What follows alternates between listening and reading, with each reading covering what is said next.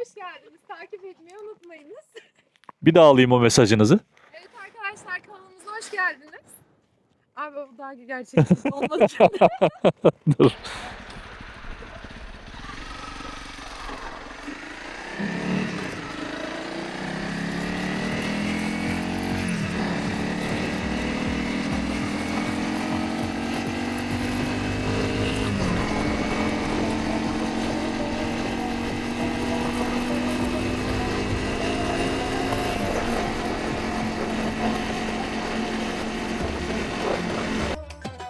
Çaylar.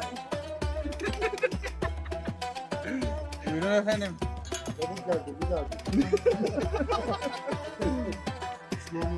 Bunlar Mekkeli müşrikler.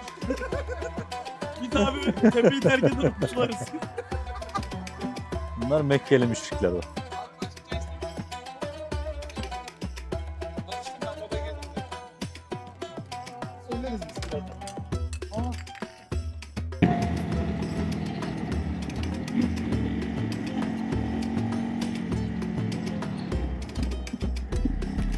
Ablacım orada durulur mu? Kurban olduğum ya Rabbim ya Resulallah ya.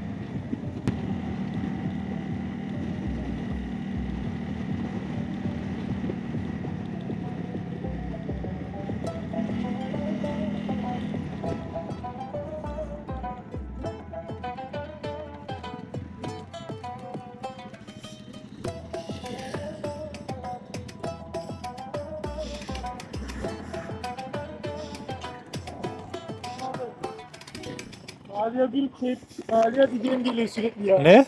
Salih'e diyeceğim geliyor sürekli şey. Tamam sen Saliha diye seslen. Bir patlıyor. Fatma Fatma. Nasıl patlıyordular? Bak var ya videosunu izleteceğim durunca size. Vallahi mı? Of, Nasıl nerede? Arabaya mı? 2 sefer hem de aynen. Ciddi misin? Aynen. Sebep? Abi ileride duruyorlar ya sollama yapıyor araba. Hı hı. O araba sol taraftan çıkıyor.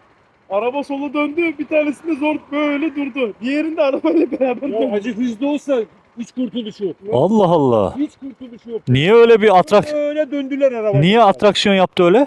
Ya sol Bu bir. Evet. Bu bir. İki tane olay atlatmışsın. Ama çok güzel kurtardım. Tamam da yani Allah korusun. Ha, bu bak ilki bilinçliydi. İkincisi de dedim hadi ilkini kurtardım, bunu da kurtarırım. ikincisinde acık hızlı olsaydın girmiştin göbekten. Gördün değil mi? He, görmez miyiz? Onunla beraber döndünüz. Evet çok yavaş döndünüz. Bir daha yapma. Uzak takip et. Yakın gitme. Bak bak bak. Kızım sen iyi misin? He? Şş, Ama güzel kurtardım. tamam güzel kurtarmışsın da Allah göstermesin. Çarpsan ne olacak? He? Senin kameran açık mıydı o esnada? O esnada kamera açıktı, haberin olsun. Yani yenge görmesin bu görüntüleri. Sizin de hep bu kameralarınızda bir arkadaş ya. Biz Ben bilmem. yapacağız mı ya? Ben bilmem. Bir şey yapmadık. He? Ama yerinde. Teyze dedi ki Ünsal abiye, dedi ki havama bir bakar mısınız dedi. Ünsal abi dedi havanız yerinde dedi. Bizden yaşadı ya. Abi bak babaannemin bize mesajı. Dur. Bak şimdi. Yerinde kullanılmış bir cümle değil mi? Çok harika. Benim aklıma gelen Oğlum dualarla yola çıkmışız işte. Daha ne? Bak babaannenin duası kurtardı seni, haberin yok senin. Bak hepimiz deriz. Ya biz bunlarla muhabbet edemeyiz. Vallahi değiliz. Bir babaanne doğru. Ben diyorum zaten ana baba duası. Hayır bir de her videoda isim veriyorlar. Ama şey bunun çok güzel duruyor abi. He? Çok Şey güzel mi? duruyor. Şeyin Çok freni.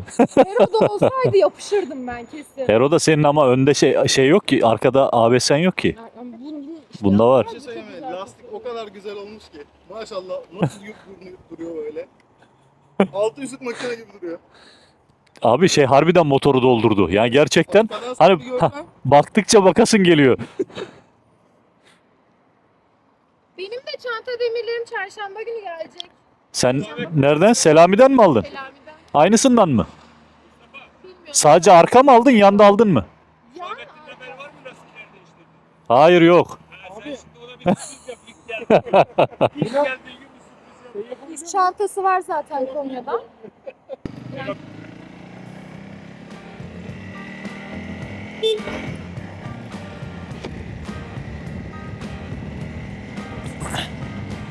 Evet, yani biraz lastik havalarımız, benzinlerimiz kontrol ettik. Şimdi Zeytin Alanı civarındayız. Zeytin Alanı'ndan Kalabak Balıkçı Barınağı'nda biraz vakit geçireceğiz. Yani oruç olmayan arkadaşlar var. Onlar biraz çay kahve molası verecekler. Yani Balıkçı Barınağı'nın olduğu bölgede çok güzel. Biz de biraz iyot alırız, deniz havası. Sonrasında Gülbahçe İİT'e tarihi yine bir Roma kalıntısı olan Roma hamamı mevcut orada. Denize hemen sıfır. Denizin içerisinden bir kaynak suyu çıkar. O kaynak suyunu hamamlaştırmışlar. Yani üzerine bir hamam yapılmış. Deniz suyuyla bir bağlantısı yok. Ama denize tamamen sıfır bir yer. O hamamın olduğu bölgede de biraz vakit geçireceğiz. Sonrasında Urla. Urla'dan Sığacık. Sığacık'tan Ulamış. Ulamış'tan Kavacık, Payamlı ve Terapi Ormanı olacak şekilde devam edeceğiz. Düşüncemiz bu şekilde. Ekip buna hazır. Tabii Fatma bugün aramıza yeni katıldı. Bir iki tur ufak çaplı bir kaza atlatmış.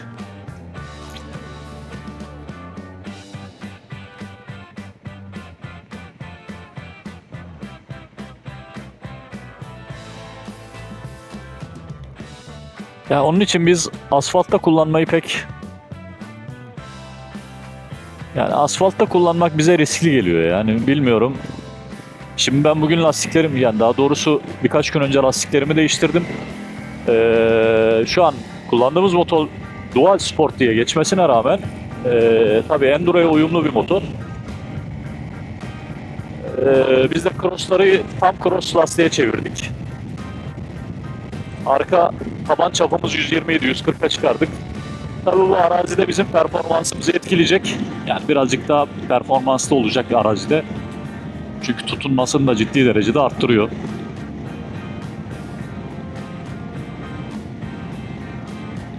Yani biraz önceki atlatılan 2 tane kaza hani motorcu arkadaşlarla bayağı konuşuyoruz, muhabbet ediyoruz falan. Yani kime Enduro'ya davet etsek veya biz Enduro yapıyor. Ya ben bir yerimi kırmak istemiyorum. Artık o yaş geçti bizden. Şimdi bir yerimiz kırılırsa biz toparlayamayız falan. Ya bana göre caddede, asfaltta, karayollarında risk, Enduro'daki riskin belki 10, belki 20 katı daha fazla. Bakın şu an binlerce arabanın arasından geçerek buraya kadar geldik yani. 690 çok arkamdan geliyor. Hiç deniyor bak.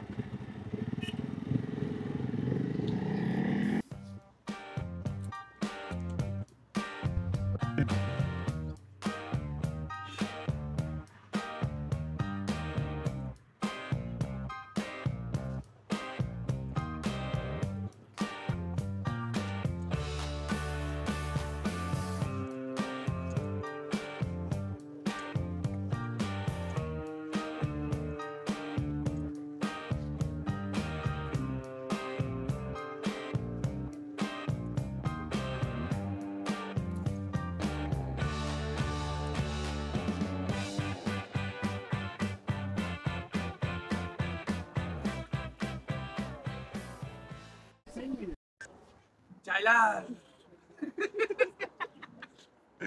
Buyurun efendim. Çabuk geldi bir daha git.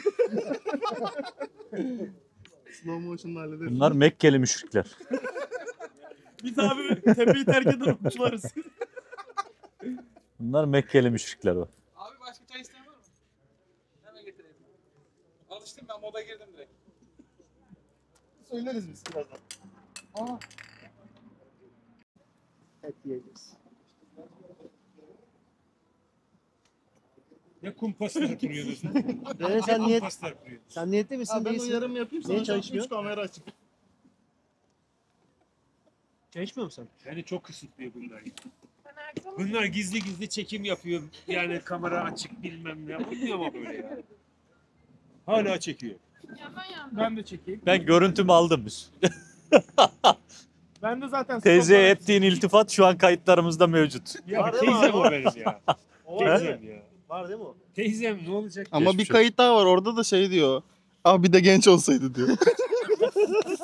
Allah sizi kahretsin. Siz ne biçim adamsınız oğlum? Oğlum siz manyak mısınız lan? Kafaya koymuş seni bitirecek. Oo. Allah'tan neyse bu konuşmayacağım. Konuşmayacağım abi. Konuştukça batıracaklar bunlar beni. Tamam o yerleşmiş de O tam yerinde havanız nasıl kullanmak olursa tecrübe olsun. abi. Herhalde kardeş bu işler Hemen tecrübe iş. yapıştırdın. Yapıştır. Tepesine araya girdim.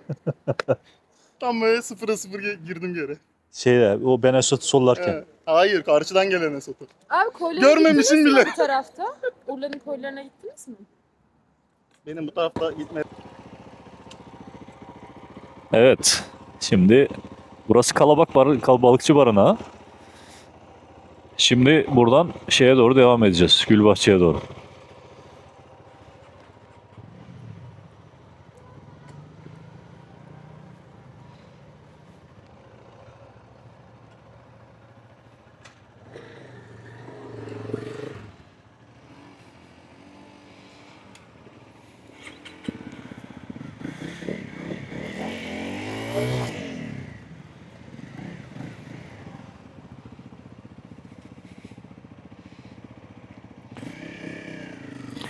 İzmir'de olan arkadaşlar için belirtmiş olayım. Buraya hafta sonları da ailenizle beraber gelip buranın kafeteryasını kullanıp burada aynı zamanda kahvaltınızı, yani kendi getirdiğiniz kahvaltınızı yapabiliyorsunuz. Bu da hafta sonu için bir farklı mekan arayışı içerisinde olan arkadaşların bilgisi olsun. Güzeldir. Küçük bir balıkçı barınağı. Zevklidir. Burada aynı zamanda balıkçı barınağında tutulan balıkları da satıyorlar. Yani taze balık arayışı içerisinde olan arkadaşların da bilgisi olsun.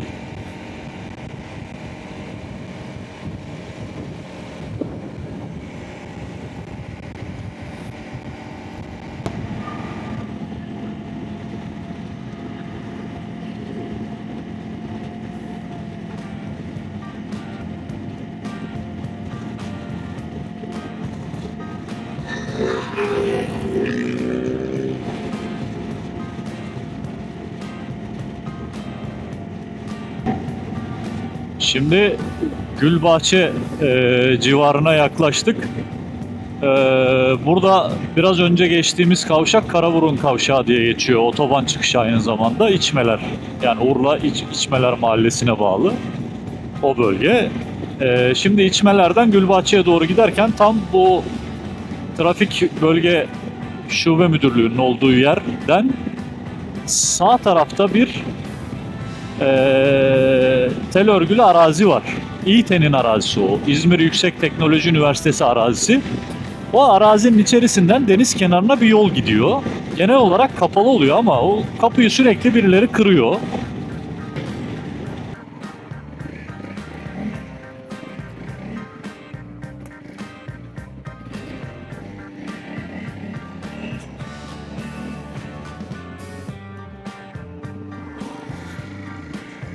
Şimdi ufak bir kaostan sonra şimdi bu yol o hamam için yapıldı.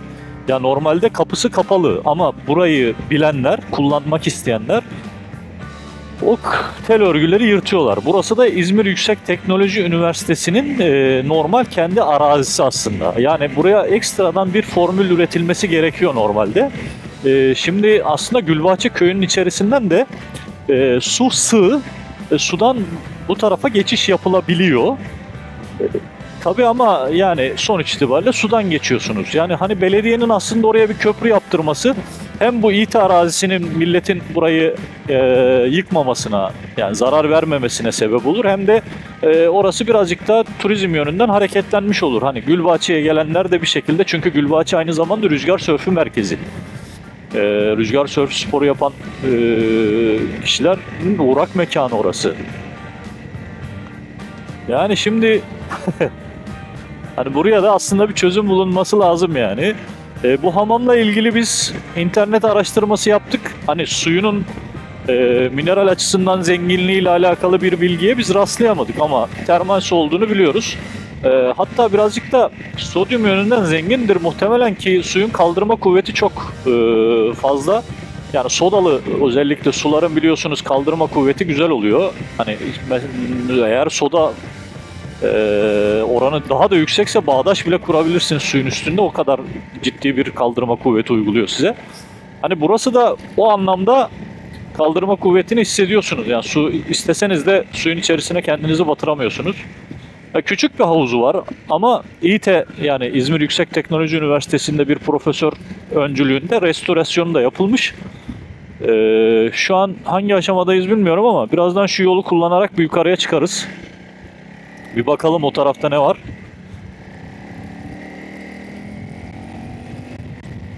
Lastikleri tam cross'a çevirdik ama aslında daha üstündeki mumlar kaybolmamıştır. Çünkü daha 100 kilometre olmadı.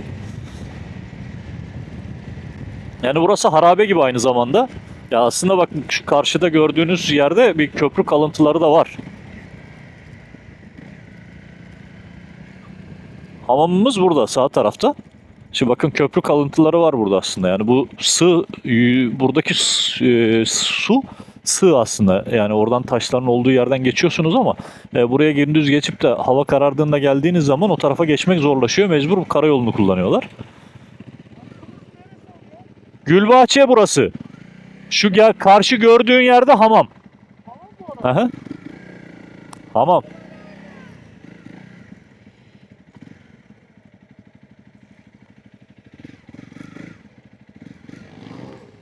Biz hamam yakınına doğru ilerleyelim.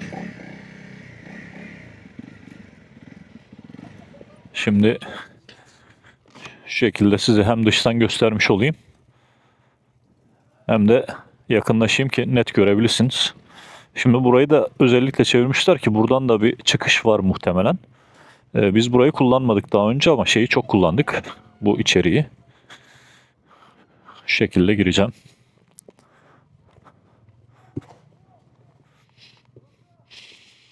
Yani şu an buranın sıcaklığını ben hissedebiliyorum.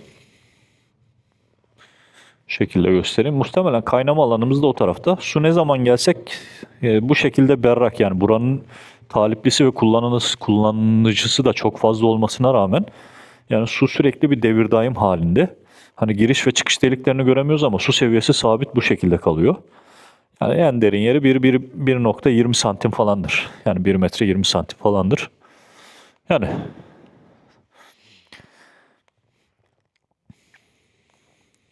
Yani burayı akşamları da kullanıyorlar. Etrafta mum izleri falan da var.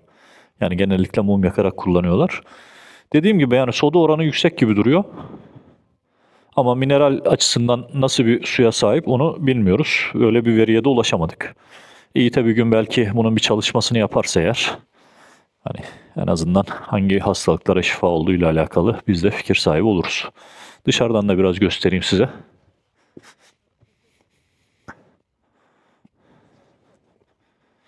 Zaten buhar geliyor şimdi. Aynen, içeriye girdiğin zaman yüzüne vuruyor. Girilir.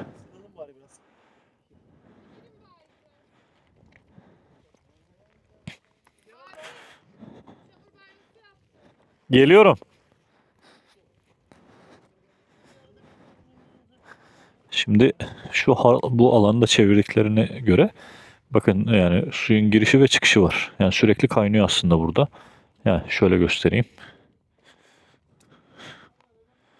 Yani sadece denizden gelen suyun doldurmuş olduğu bir şey değil. Hatta denizde bir bağlantısı da yok. Çünkü suyu tuzlu değil. Bak şöyle göstereyim. Sürekli bir kaynama var aslında orada. Bilmiyorum görebiliyor musunuz? Muhtemelen kaynama noktası tam duvarın altı. Hem içeriye hem dışarıya veriyor suyu. Ya dediğimiz gibi jeotermal açısından bu bölge çok hareketli bir bölge. Burada da gül su diye bir su var aslında. İçme suyu da çıkıyor buradan. Damacanalar satıyorlar. Biz 6 yıl orada çalıştım. O bölgeden alıyorduk suyumuzu. Suyu da lezzetli. Ya dediğim gibi burası İTE'nin İzmir Yüksek Teknoloji Üniversitesi'nin arazi içerisinde bulunan hamam, Kral Hamamı diye de geçiyor. Roma Hamamı diyenler de var. Ama Gülbahçe, İTE Hamamı falan yazarsanız konum direkt sizi buraya getiriyor. Birazdan şöyle orman içerisine bir çıkar turlarız. Yukarıda da bir şeyler vardır. Şu karşı gördüğünüz alanda rüzgar sörf alanı. Bugün kimse yok. Ama ekibin toplanma noktası o tam o bölge. Normalde dediğim gibi yani burada tarihi bir köprü kalıntısı var. Ama o köprü kalıntısı tam olarak nereye gidiyor bilmiyorum. Karşıya da bir motorlu bir çift geldi. Onlar da muhtemelen buraya nasıl geçeceklerini düşünüyorlar. Kanalımıza hoş geldiniz. Takip etmeyi unutmayınız. Bir daha alayım o mesajınızı. Evet arkadaşlar kanalımıza hoş geldiniz. Abi o daha gerçekçi olmadı. Dur. Takip edenle takip etmeyeni fark et. Hayır bu mu attı sana çamuru? Hayır abi bak bu bir düştü. Çamurun içine çamura girdi. Nasıl yani? Pegin bile yeri var. Buraya düştü motor. Ha sen fark etmedin şey battı. Baksana. Ha ben biraz önce baktım batıyor hemen çektim motoru. Abi bir saat buradayız. Hı hı. Tamam. Deniz değil abi. Tamam. Biz şurada ileride bir tane yol gördüm ben tepeye çıkan. Biz bu o tepeye çıkalım. Abi.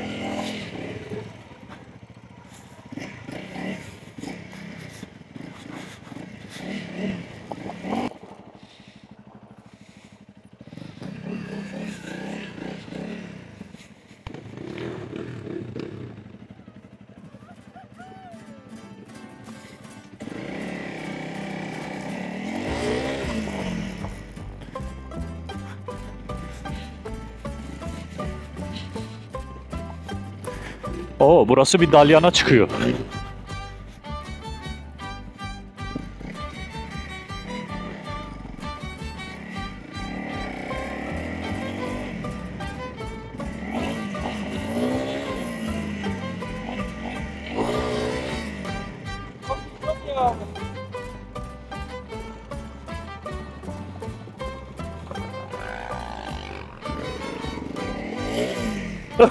Oo!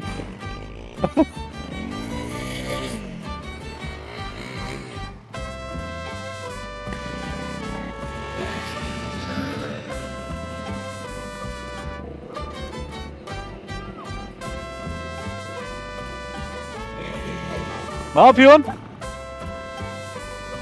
Tam bak burası eğitim alanı. İstiyorsan ben... Bak.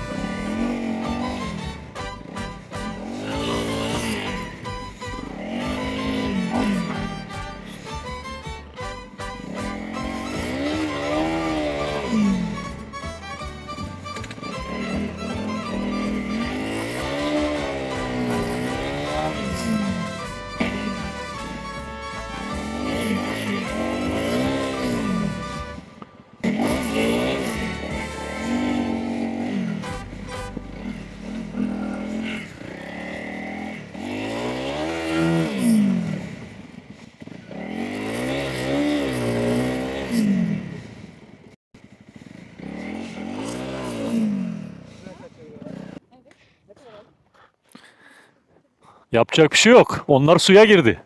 Onlar kazana düştü. Bizim de bir girsek iyi olur suya aslında. Hararet yapacak. Allah.